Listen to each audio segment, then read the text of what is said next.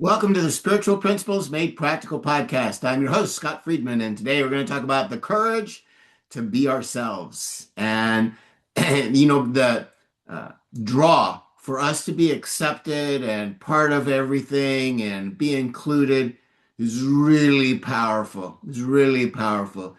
And there's this huge mistake that I and almost everybody else has made thinking that, go along to get along is the way to do things, right? Is the way to feel that connection, that being part of everything.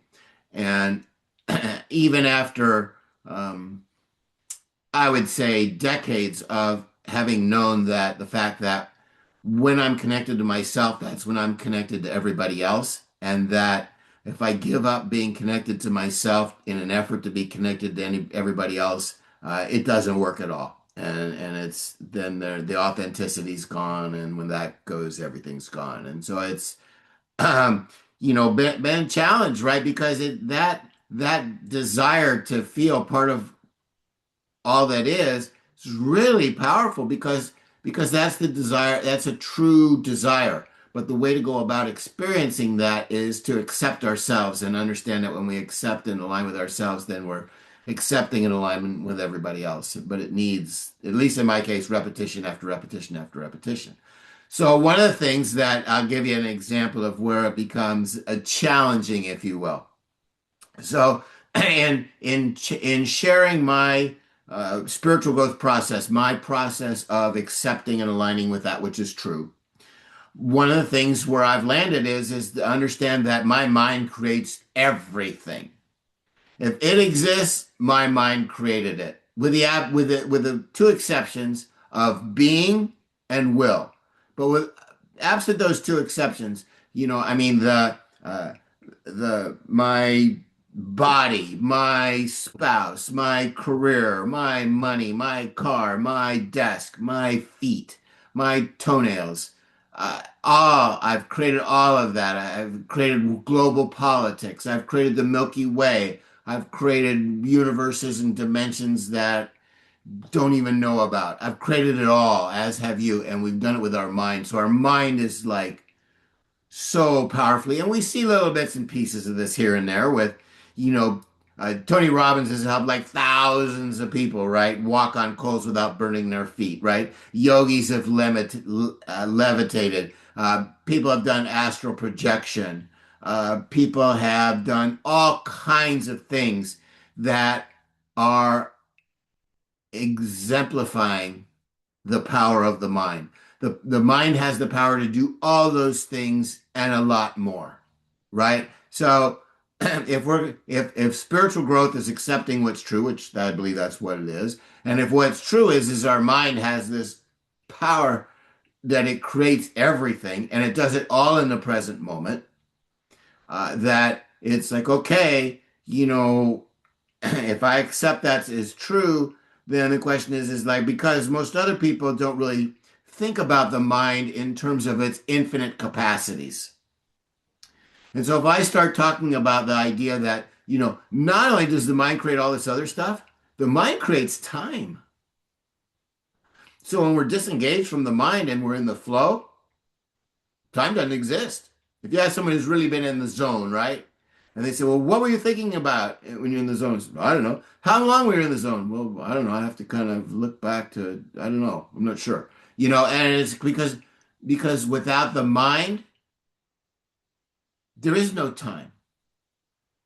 And so what happens when we're in the flow, then we're operating from just allowing our being to express, right? And our being, like I said, our being is outside of time. It's more expansive and powerful than time. And that's why, when I coach people, I says, what we're going to do is we're going to start out by being present and just allow the energy of our being to flow through, and that will be expressed as the optimal wisdom that we need to know. And so but when we're not in the flow and we're not in the zone, then and we're thinking about anything. So the mind also creates past and future. Right? Past and future only exist if and when the mind is creating them in this instant. And so there are a lot of things like that that are not commonly accepted in our world. But if we're going to have all the benefits of accepting and aligning with what's true, then that's part of what we've got to accept and align is that our mind is creating all this past and future, but it doesn't exist other than in the present moment when our mind has that present moment thought, oh, I'm thinking about the past or the future and stuff.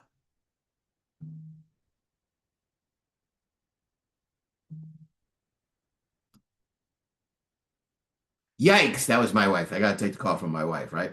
Okay, so but um again, if we're gonna have all of the vitality and the energy, I mean, look at me, man. I'm 71 years old and I'm firing on all cylinders. It's happening, right? So because I made aligning what's true more important than worrying about whether or not you're going to say that I'm absolutely nuts saying that past and future only exist in the present moment as created by our mind in the present moment.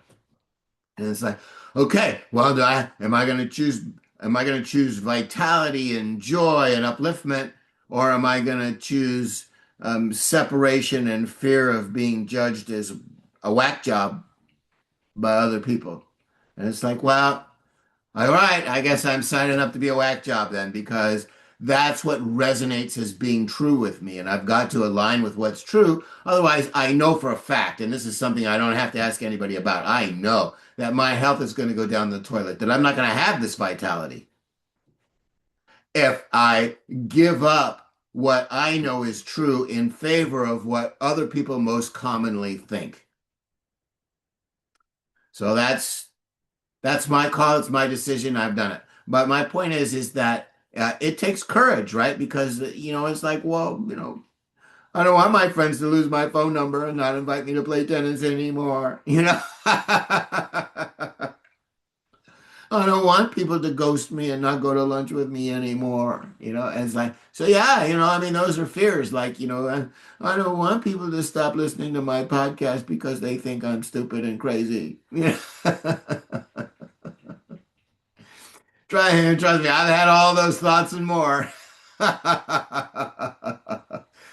So, but I have to keep coming back and remind myself that you know what, being myself is the only thing that has worked. It's the only thing that's going to work. And if I give up being me, then I'm toast, and for sure it's not going to work. So, and I have to keep reminding myself of all the times when I thought people were going to write me off, as just never wanting anything to do with me again because I was too far out there for them, and I did it, and there were absolutely no repercussions. I remember when I wrote the book, My Life with Angels, right? And I talked about my angels and talking to my angels and all this stuff. I said, man, people are going to just never want anything to do with me again, right? And it's like, you know what? Nobody cared. Yeah. Isn't he cute? So anyway, it still takes courage. It takes courage to be ourselves for fear that if we show who we are, that it'll get rejected, right? It'll get judged. It'll get I mean, I've gotten a couple of snide comments here and there, about my eyebrows. About my eyebrows and stuff. But anyway, but it's okay, right? I mean, there's gonna be some of that, and that's fine.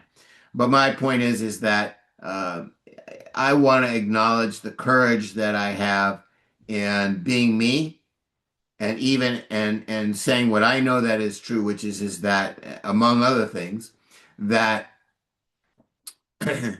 I create the present moment, the past moment, and the future moment in my mind in the present moment because the future and the past only exist to the extent that I create them in the present moment. And my mind creates everything.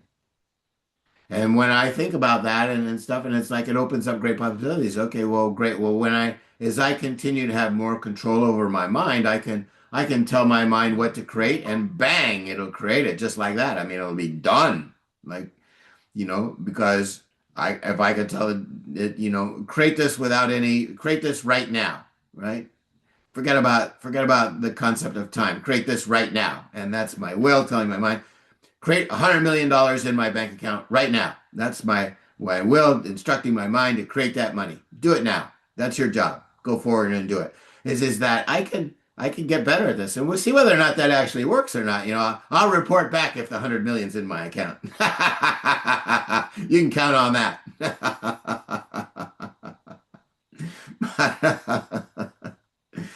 But but that's the point. But the point is this is that we can all identify the way to have greater mastery over our mind is to identify how we've created already with our mind, right? So for me, it's like, well, I wanted to create employment where my mind was my own, where my income was not defined by how many hours I put in, but it was defined by, the value that I created. And it was like, okay, and so I did that. I created that with my mind. So I'm not punching a clock, and that's because I created that circumstance with my mind.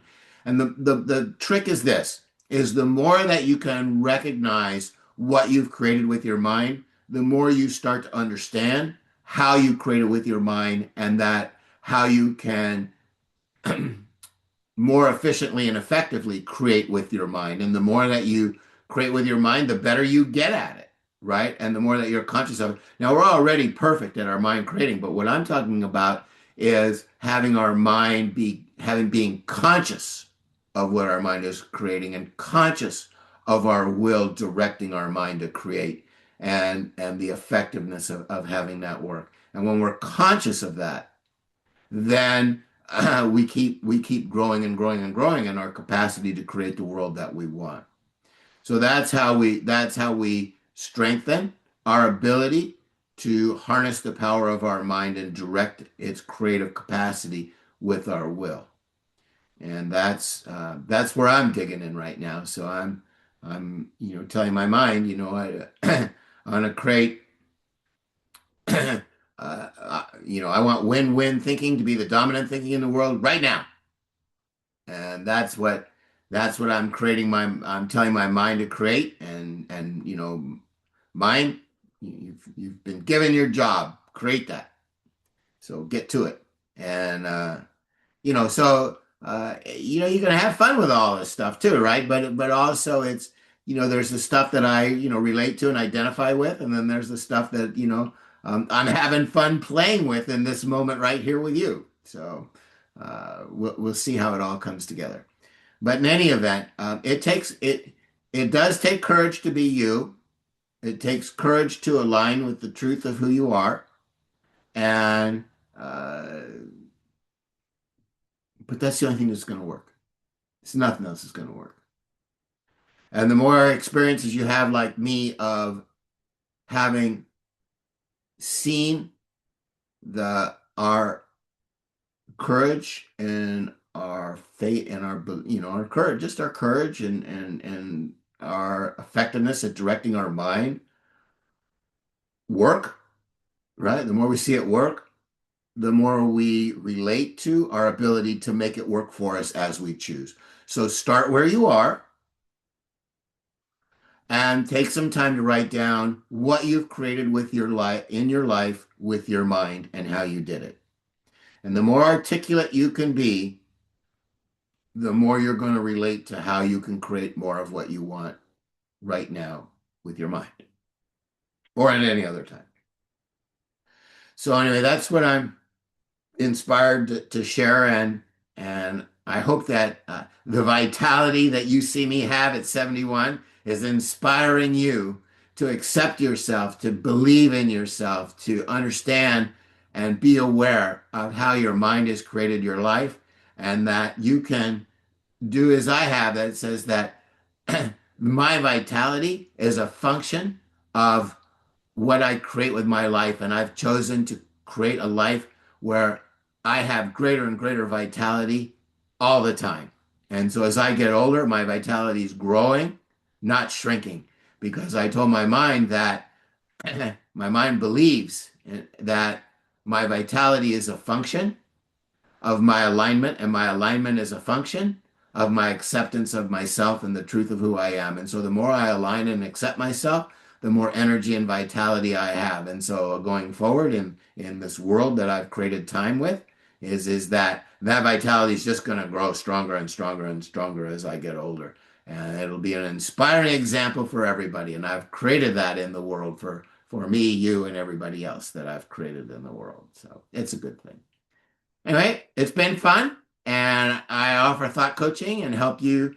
I mean, it's amazing. I was just on the phone with somebody before I recorded this, and I was talking about how, the decision that I made, right, when I was like in my 20s, more than 40 years ago, that I could take failing at spiritual leadership a lot better than I could take succeeding at anything else.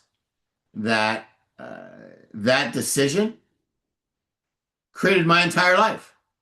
It's what got me here, and it was a great decision, and I'm really glad I made it. And if I hadn't made it, I'd have been regretting not having done with my life what I truly wanted to do with my life. And boy, I'm telling you, nobody wants that regret, right? You don't want to come to the end of your life and say, I wish I had tried that. And it's like, you know what? And I told my father I could take failing a lot better than I could take trying at making my life everything I thought it could be. And he was like, no, no, no, no, it's a depression, baby, right? He's like, no, you have a stable job, you have food on the table, you have a regular check, don't throw that away, And it's like, can't do it, Dad. Sorry. So and so when I shared that, then the guy that I was talking to said, "Yeah, I made a life-changing decision," and he told me about moving to California from Texas and all, and how much better his life has gotten and stuff. But when as I shared my story with him, it inspired him to accept his story, and then his faith in his ability to make decisions that enhance and enrich his life get better. And that's what my coaching is all about. It's all about helping you acknowledge, accept, and leverage the power and benefit you've already created in your life. You're already doing it. But what you're not doing is you're not taking as much ownership of it as you can and using it to your best advantage. And I can help you with that with thought coaching. So if you want that, and you want more vitality going forward, right? You don't want to be one of those people that is like, looking to hang it up when they can retire as soon as possible and just like drink beer in front of the TV for the rest of their life. If you don't want to be that guy, if you don't want to be the guy that says, I'm coming to the end of my life and I didn't do what I wanted to do, it's like it's never too late. Grandma Moses started painting in her 70s, so it's like it's never too late. You can contact me at scottfriedman40@gmail.com and we'll raise the roof, baby. It'll be awesome. SCOTTFRIEDMAN40@gmail.com. It'll be exciting. My books are available on Amazon. You can find links to them on my website, www.thoughtcoachingbyscott.com. Rock and roll. And if you want to share your win-win solutions, call me. We'll do a podcast where we just focus on you talking about that and show everybody how that by accepting the win-win that you've created in your life, that it's making you more able to recognize more win-win than you have in the past and implement it more, and thereby enriching your life that way. Lots of ways to enrich your life. That's what we're all about. All right. Take care. Bye.